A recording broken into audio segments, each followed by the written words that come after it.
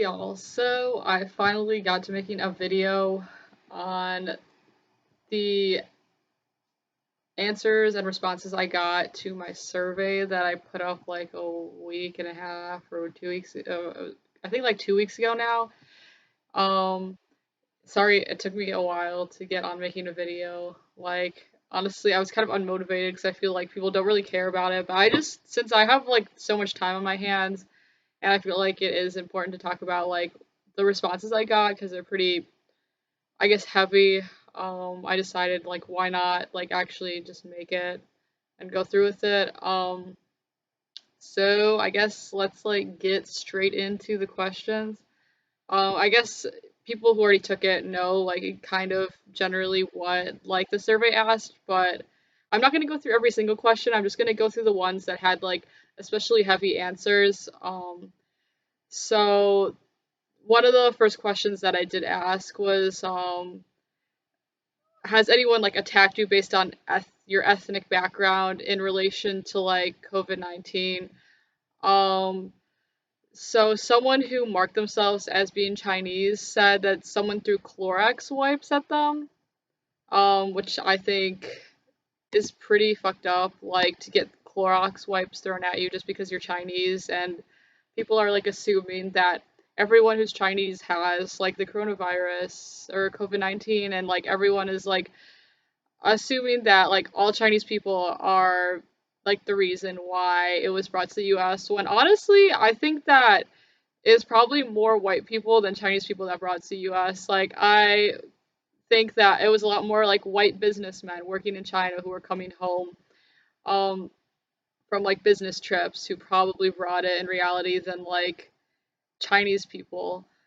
Um, Another answer that I got to that question was that they said not ethnicity, but because I was wearing medical attire, scrubs, the aggressor blames medical professionals for the disease, which I think is also messed up because like the only reason why we're gonna get through like a pandemic like this is because of medical professionals like and healthcare workers and like nurses and doctors. So it's kind of fucked up to blame them for everything that's happening, considering they're doing so much and they're putting their lives on the line right now to help us. Um, Another person who said they were half Japanese wrote, a nurse who tested me for COVID-19 upon returning from study abroad in Japan, which was cut short, told me it made sense because I looked Oriental. So they basically said, like the nurse basically was like referring to like, oh, it makes sense to test you because you look Oriental. Like, I think that's also messed up because like you should be testing every single fucking person, like not like just testing people based on like ethnic background. Um, and I remember like when I came back, this was like right when like we had gotten like the first few cases in the US when I came back. Um, to the US from China, and when I was going through customs and I had to talk to like the customs border patrol officer or whatever, and he was asking me all these questions. He asked me like one question about like how I was feeling, like physically. He was like, "Oh, or do you have a cough?" And I said, "Yeah, I have a little bit of a cough. I've had a little bit of a cough for like a month, but I think it's just allergies because like China gave me a lot of bad allergies just because of the pollution, and I'm like sensitive to that." Um, but he freaked out, and so he called the CDC, and they had to like screen me and all these things, which I guess like rather be safe than sorry. But like the problem that I had was that while I was waiting for the CDC, like people to get there, I was standing around like a group of customs officers, and they started making a bunch of really racist jokes about like Chinese people and like how they're like diseased or something like that, and how they eat like we like dog and stuff like that, like things like that. And it was just like really like fucked up because like these are the people who are letting like immigrants into our country, and like to see how fucking racist they are at first hand like made me so pissed off, and I was too scared, and I honestly am angry I didn't say something. Like I should be calling like people out on this, but I didn't because they were border officers, and I was scared that if I said like something about that, like saying hey that's racist, like they would like I don't know, do something to me. So I didn't say anything. But now I honestly kind of regret it. So moving on to the next question, I asked, has your academic institution made any changes to your academic calendar? And one person said that they canceled commencement for their school, and I felt really bad about that too because like I can't imagine going through 4 years of college and like not being able to walk the stage for graduation. Like you're spending so much money and time on this just to not be able to like graduate. And I think that does suck. And I also know like this is not just happening in the US. Like I know like my roommate who's currently still stuck in Wuhan, um, she also can't graduate. Like she can't like she's not going to be involved in like commencement or graduation. And I don't even know if she's going to graduate on time because like her whole like academic schedule got messed up because of this. So like I guess yeah, that definitely really sucks for like people who are seniors in high school and college right now. For sure. Someone else also answered by saying my abroad program was canceled before I could do the abroad portion of it, and I may be not be counted as a fully enrolled student this semester. Which also like sucks because like that person might not get to graduate on time because of this either. And I honestly think like personally I got lucky like that I came back to the US as early as I did because one, I still even though it was not great when I was leaving China, I got out before it got really bad and I was able to get out before they started restricting like people coming into the US, and I also got lucky because I was able to sign up in classes like 4 classes before the next trimester, so I didn't like end up having to like not like take off a trimester or whatever. So I guess thank God for that. Um, and then the next question I want to talk about was how has like people's jobs been affected by COVID-19? And someone wrote, my job has laid me off because of my position no longer being needed during the pandemic as the number of clients we see has decreased significantly. I have to apply for unemployment to support myself, which is definitely like rough during this time. Like you're already stressed out about like getting sick and staying healthy, let alone being stressed out about trying to pay the bills. That's just like a lot to add on top of each other. Someone also responded with, I am a medical assistant at a federally qualified health center. This has impacted my job greatly. No patients are allowed in the building, and we do all of our visits via Zoom, virtual visits. Most of my coworkers have been laid off. Despite working in the healthcare, or in healthcare, when I work the tents where the symptomatic patients go to be seen, we are allowed one N95 mask, one head cover, 2 gowns for the entire day. And when management screens employees who enter the building, they have to reuse ear thermometer covers due to lack of supplies. It has been a drastic and sudden change.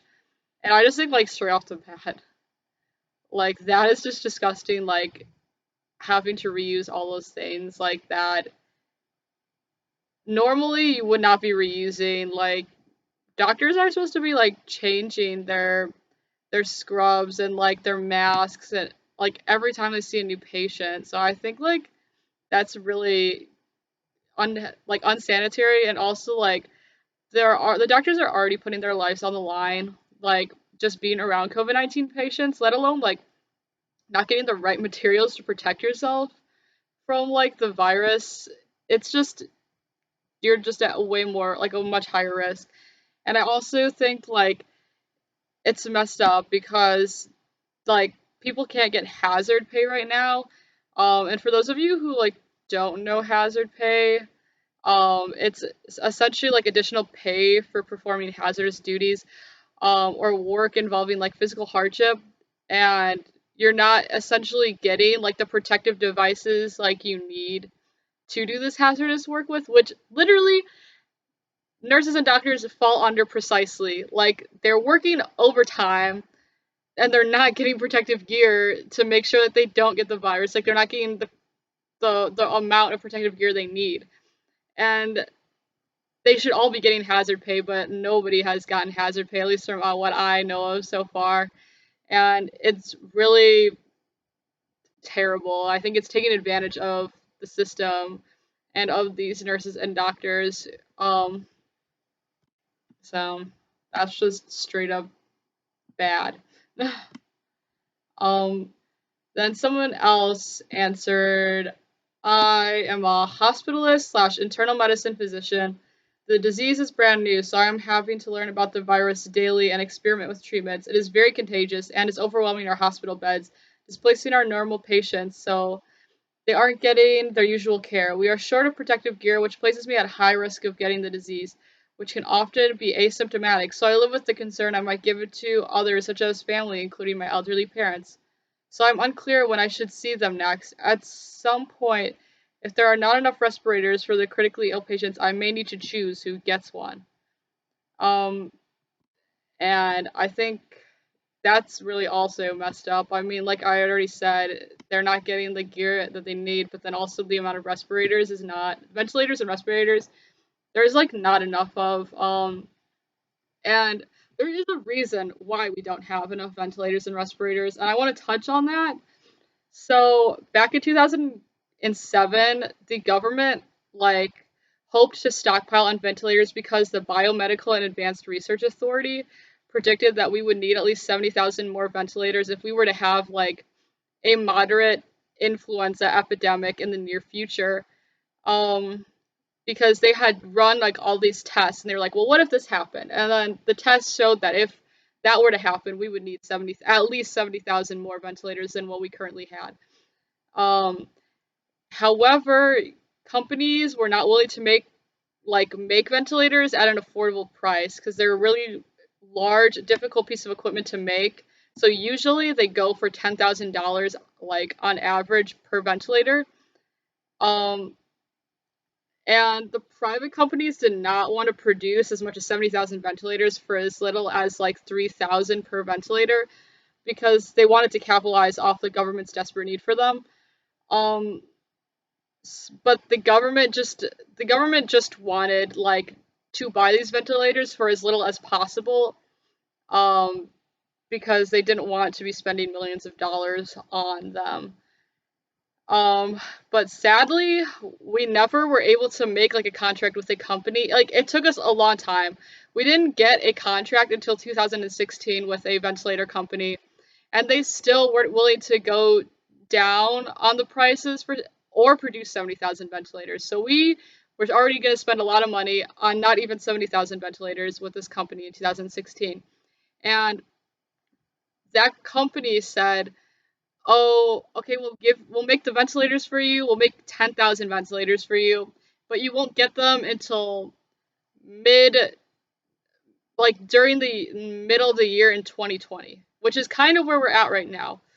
Um so essentially now it is April. Supposedly like we weren't supposed to have gotten these ventilators until June.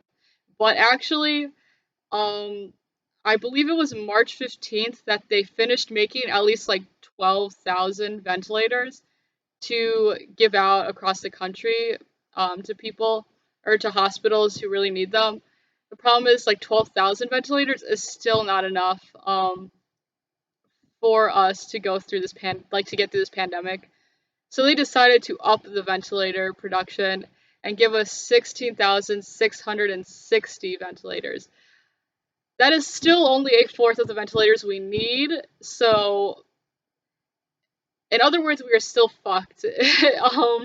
If we don't get like another, like at least four, like I can't do math in my head, but at least like another 50,000 ventilators or something along the lines of that. Like, so I think that is part of the reason why the hospitals are definitely struggling right now. Um, okay, moving on to the next question. I asked like people, this was like a yes or no question, like if you've been financially affected by COVID-19 like or COVID-19 has like affected your financial status, and 60% of people said it has affected them financially. And then I asked in what ways like does it has it affected you financially? And someone said my unemployment got denied because I didn't make enough money, even though I'm a full-time college student and couldn't possibly be working that much while in school full time, and I'm financially independent from my parent, which doesn't help. Um, like someone I believe I read before, someone had said like I'm trying to collect unemployment as well, and like this is very like common cases now for a lot of people. Like I think at least I think it's reached like 10 million like people have applied for unemployment because of this. And that's like the highest we've ever seen in history out in the US is 10 million like files for unemployment. I think that's just wild how crazy like this pandemic is putting people out, like how many people this pandemic is putting out of work. And I think like it's really fucked up because a lot of people still can't get unemployment benefits. And like I don't know how those people are going to survive. Like because there people don't want to give like it's difficult enough to get rent relief already, and then you're not getting unemployment benefits either. Like the US does not, the federal government does not give a fuck about these people, and that $1,000 they said they were gonna give like each person is still not gonna be enough because most places you're paying at least $1,000 a month to rent an apartment. So you got to eat too. Where are you going to get your food from if you spent that $1,000 on just having your keeping your apartment? Like it's just not enough, like at all. And there are like countries like Britain that's like giving, I think they're paying up to 80% of most people's salaries, and I think like some of the Scandinavian countries are doing that as well. And I know Canada is giving like, I think Canada is giving like each family like $2,000 like a month, which is a lot better instead of just giving $1,000 in total, like to last them for like who knows how long this is gonna go on for. So hopefully, like the federal government puts into place like more policies or something that's helpful like to people and actually gives people like money while we're going through this. Um, Another person said 4 out of 6 people in my family were working, including myself, and now we're not. And none of us have jobs that allow us to work from home, though I desperately wish we had that privilege. So there is no income flowing in for my family and I, and we have a household of size of 6. Yeah, that is definitely rough. I mean, I don't know what else to say. Like, I I definitely feel very lucky during this time that I was really lucky that my parents are part of a union and are able to get paid, but like not, obviously this is like a very rare case at this point. Like I feel like most of the people I know, like their parents are not getting paid, um, and can't work from home, and it's just it really sucks. Like, and it's funny that all these like people who are being seen as like essential workers now, like they're the ones who get minimum wage, like, and they're essential, like, so, like, it's just like I think it was wrong, like, for people to ever look down on. It's wrong for people to ever look down on minimum wage, like, workers, because those people are essential. Those people working in the factories, those people picking our food, like, in the fields, they're essential. Those people working like the food businesses at the grocery stores, those people are essential. And just because they make less than you do doesn't mean you should look down on them because we rely on them. So that is my take of this. Um, Someone said landlord is not being understandable, won't decrease rent. I think I definitely like felt that with my fucking soul. I mean, it was so short, but I was like, damn, like I feel that because I fucking had to pay so many bills like recently too, like out of my own pocket because my parents don't help me pay rent or things like that. So I had to like I had to pay like a bunch of money to break my lease and things like that. So I kind of understand like not being able to afford rent, especially when I don't have a job, and I'm sure that person doesn't either. It definitely sucks 100%. And I feel, um, Okay, moving on. The next question I asked was what restrictions have been put in place? Someone from Germany said they closed all the stores and restaurants that are not essential. They recommended moving to home office, restricted contact to other people enforced by the police, at least when outside. Also, people are not allowed to be outside with more than one person who doesn't live in your household. So, like, it sounds like Germany's rules are a lot stricter than like the US's as of right now. Um, Taiwan has been, well, someone who is studying abroad in Taiwan currently said Taiwan has been screening and monitoring from very early on. Flights have been canceled and borders have been closed with various countries as situations in that country may have worsened. Cleaning and sanitizing is done very often here in public spaces, and many places check your temperature before they are allowed in. Most everyone wears a surgical mask. There has been a ban on large gatherings, and gatherings of more than 10 people have been advised against. Um, and I would say, like, when I was like, I mean, I don't think I could compare what I've been through in China now to like things that are like happening here just because like I feel like it's a lot worse here now than it was in China. Like, and I don't think people realize that just because the government hasn't taken as strict measures as China has. It doesn't seem like it's as serious because of that, but it definitely is. But I remember like when I was like the last week that I was in China, they were doing the same thing. It was a little bit more strict than Taiwan. They were because it was bigger in China than was in Taiwan during that time.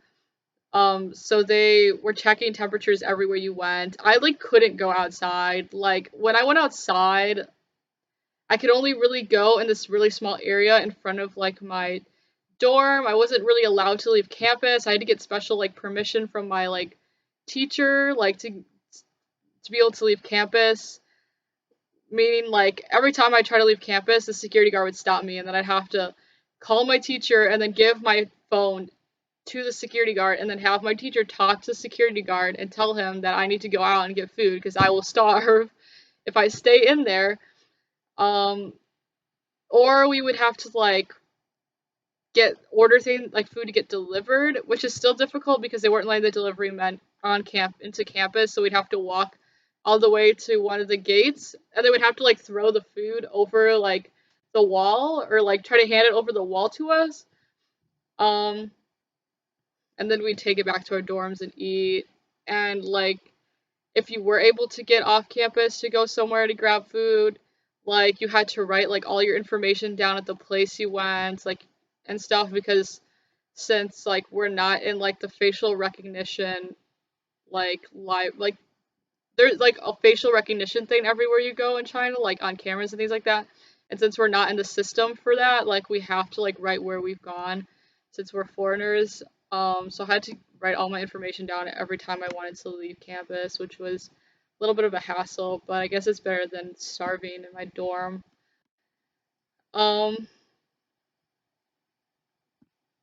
and another question I asked was, how has COVID-19 impacted your overall health? So not just like physical health, but also like mental health. Um, Someone said I am unable to get access to my medication and birth control because in my home environment away from school, I don't have familial support for those resources. And I am not in a household that has an optimal learning environment. I have many anxieties about having to learn from home. My parents don't approve of what I study or how classes would be fun because we, I in the school, have polar political and educational views. I very much risk my education and health by having to learn at home. And I think, like,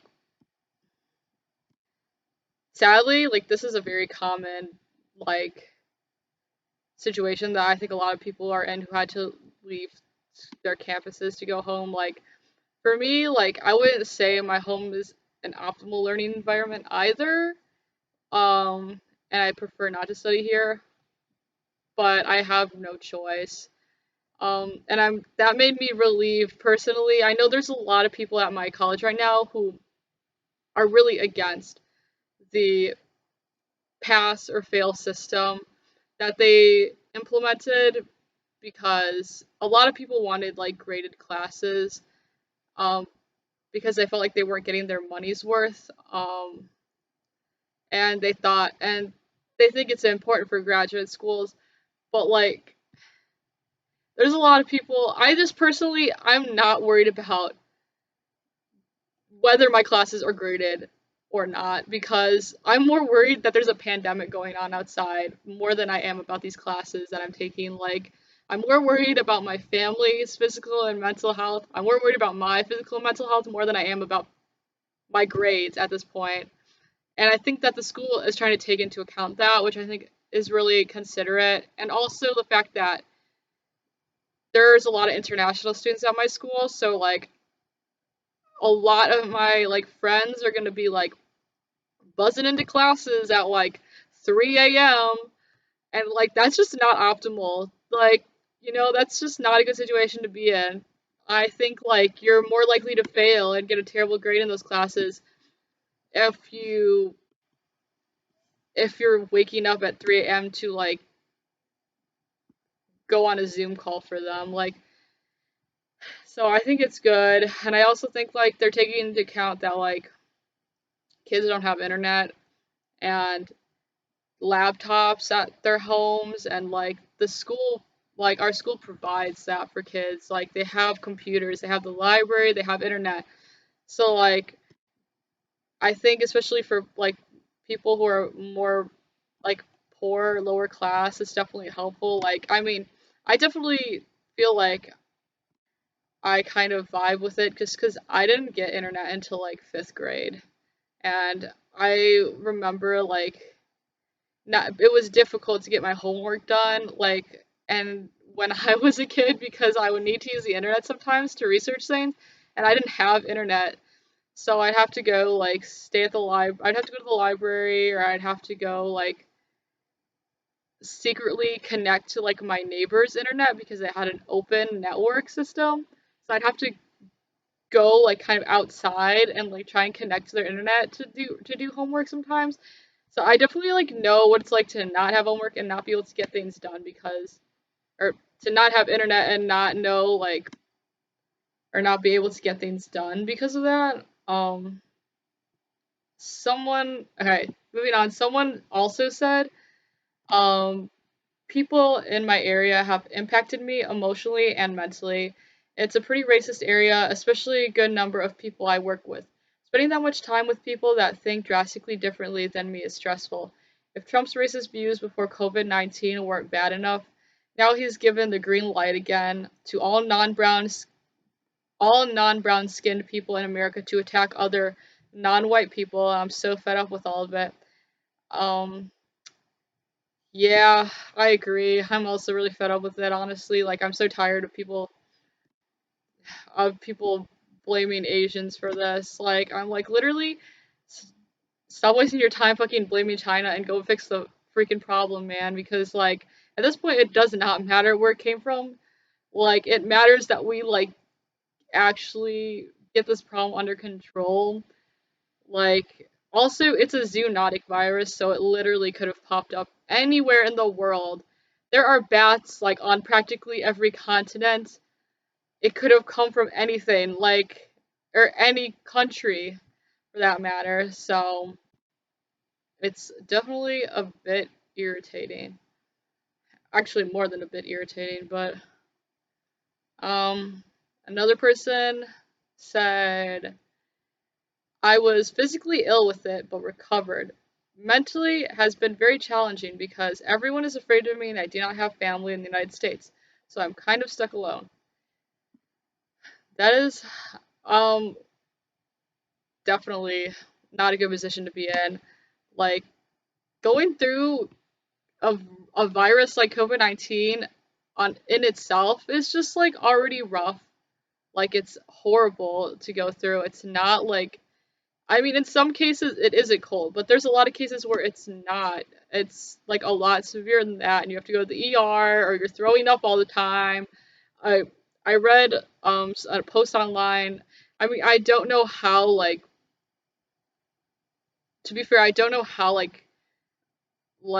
true this is, but someone made a Twitter post about how they had gotten COVID-19 and they were 22, and they were like, listen, like, I know people keep saying it's just a cold, but it's not just a fucking cold. Like, I had to go to the ER twice. I couldn't eat for like in 9 days or something like that. Like a week, they couldn't eat for like a week because every time they'd eat, they'd throw it up. Like, they couldn't walk, and no one could help them, take care of them, because no one wants to be around someone with COVID-19 because everyone's afraid of getting sick. So you kind of have to go through it on your own, and that really also is kind of shitty in my opinion. Um, Someone else said, yes, mentally, I'm stressed about my family's health and my financial situation. I've cried many times over the uncertainty of it all. Physically, I feel bad because of the lack of physical activity. My job in school resulted in lots of walking and stairs, and the lack of those suddenly has been greatly felt as my small apartment doesn't give the ability to move around, and the weather has only just started to be nice enough to get out. Yeah, I definitely feel that. I hate being in my freaking room all the time, and I'm sure most people can understand or like feel me on that because it definitely sucks. I'm an extrovert person, so I'm going crazy in here. I literally hate it. I love my family, but I cannot stand them. Being around them for 24/7, it drives me absolutely mad. Um, so the last person I'm going to talk about said that they are immunocompromised, and had a stem cell transplant a year ago. So the added anxiety of this is heightened.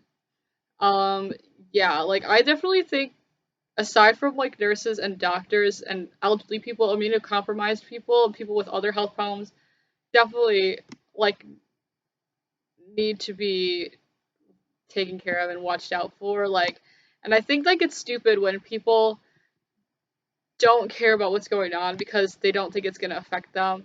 I'm like, okay, I don't like it doesn't matter if it's not gonna affect you personally, like, because there are people who like everyone knows someone who is at risk for this. So you should be caring about those people, and in order to care about those people, you need to care about yourself because you don't want to pick up something like this yourself and then give it to them. Because I don't think anyone could live with giving their parents COVID-19 and having them get very sick from it. And I also like think that we should take into account that I think of 3.6% of the US population is immunocompromised. So that's like 10 million people. Um, and we see, generally speaking, we see about 5,000 people a day, like just like walking down the streets and like things in our everyday life. Um, so that means that at least 180 people we see a day are probably immunocompromised. So if you're going about your life like normal during this time, I mean, I doubt immunocompromised people are going to be out right now, but you never know because some people really got to go out and get groceries. And if you're immunocompromised and you have no one else to rely on, then you've got to go out and do it yourself. So people need to be like not only wearing like masks and gloves and staying clean for themselves, but also for those people who they may or may not come in contact with every now and then when they go out and get groceries or when they go and do stuff outside. Like we just got to be thinking about everyone as a whole and not just ourselves because if everyone's just thinking about themselves right now, like we're not going to get through this.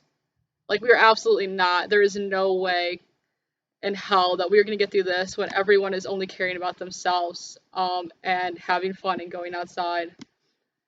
Um, and I just want to end on this too. About 30% of the people who took this survey said that they know someone who has the virus, and that was a lot more than I was expecting, honestly.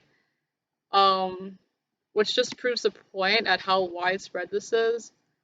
And I think we definitely need to like realize how widespread it is and that like anyone we know could have it or be carrying it. So I just like to end on that note. If you actually made it through this whole video, thanks. If you think it's boring, that's cool too. Like, I don't know. I'm not a very good like I'm not good at filming. I don't know. I've never done like a YouTube video or anything like that. So like I don't know if this was interesting, but if it was, then like I will make more, but if it wasn't, then I guess like I might make more anyways because I'm bored and I don't give a crap about people's opinions. Um, but the one thing I do care about is if y'all want like me to talk about more things, I don't know, like have more questions about this or things like that, then like I'll make more videos and try to like talk about them. And if you want like links to like where I got information from, I can like I'll put a lot of links under the video of like where I'm getting like a lot of my research from and that sort of thing. So yeah. All right. See y'all hopefully in like 6 months or earlier.